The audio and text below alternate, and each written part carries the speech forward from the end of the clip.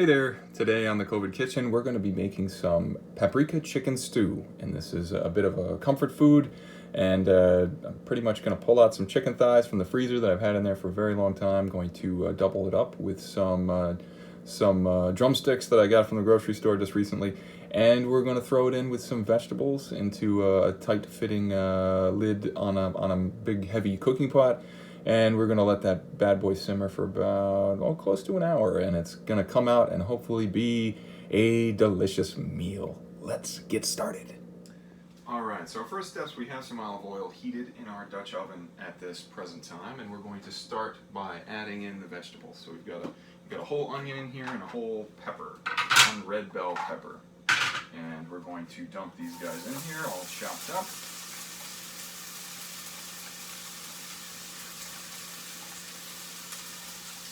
We're using Grandma's pot today, and we're using Grandma's stick today, so a lot of Grandma helping with this one.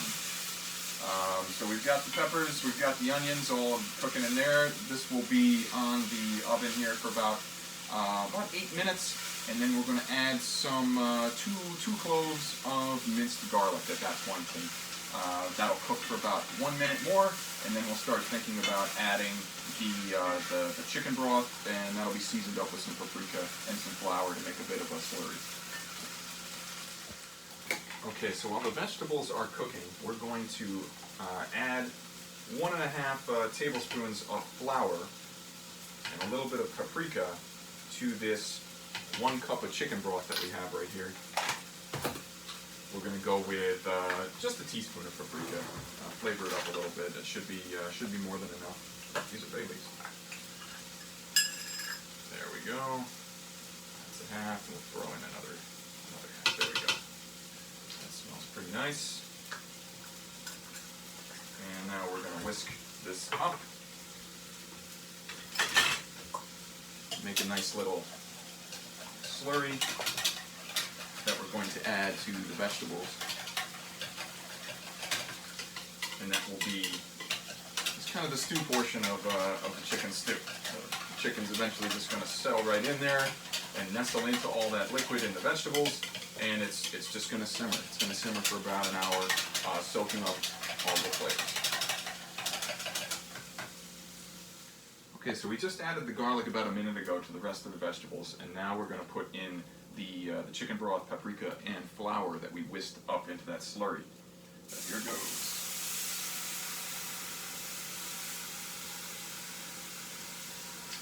There we go. That looks good. Get all the vegetables mixed up in it. Now we're going to place the chicken in. Here's a leg. Here's a thigh. Here's another leg. Here's another thigh. We'll poke those around a little bit. And it's already boiling, so we are going to lower that. We're going to put that down to a simmer. While I wipe everything down from the raw chicken now, but I'm going to show you how this is looking. And that's how we're going to start it. And this is going to be about 50 minutes now under the tight lid, and it's just going to simmer and it's going to go, and hopefully when we're done, it's going to taste really good. So while our chicken is bubbling away, we're going to prepare some mashed potatoes as well. So I've got some potatoes here, I got a little skim milk and some sour cream, some more chicken broth and some whipped butter. I'm going to combine that all, sprinkle little chives on top, and it should be a really nice complement to the other comfort food, the chicken. Okay, so for the potatoes, I've got a couple of Yukon Gold potatoes that I have chopped up, cubed, and put into some water with a couple of garlic cloves that I've thrown in here as well for a little bit of that garlicky mashed potato kind of flavor. And I've got the burner here on high, and we are looking to see a water boil, and then we're going to let that simmer for about 20 minutes. We still got a lot of time left on the chicken, so we're pretty much just chilling out at this point. You know, it's been, well, we might prepare some other things, but I don't know, go read a book. Okay, our potatoes are done. They're done simmering, done boiling. I'm going to go over here to the sink. I am going to pour the water out. We'll get the potatoes back in that pot. And now we're going to add the rest of the ingredients. We've got some sour cream here.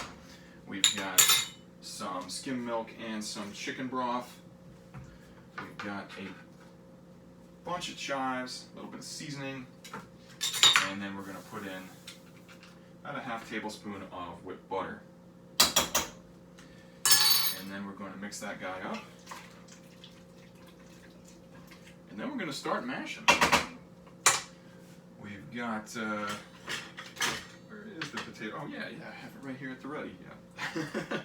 So yes, the potato is very soft, mashing up pretty easily, and that's kind of how you want at the end.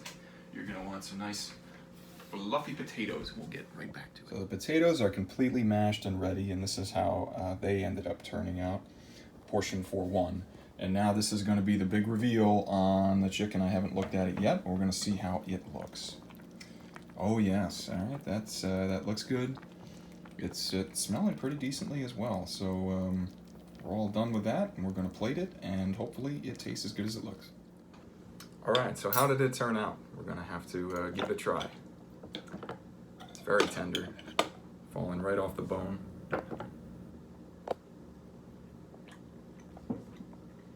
It does have a nice flavor. It is very much the comfort food that it looked like in the recipe. And potatoes.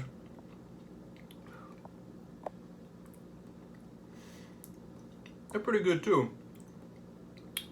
Good hint of the garlic and the chives in there.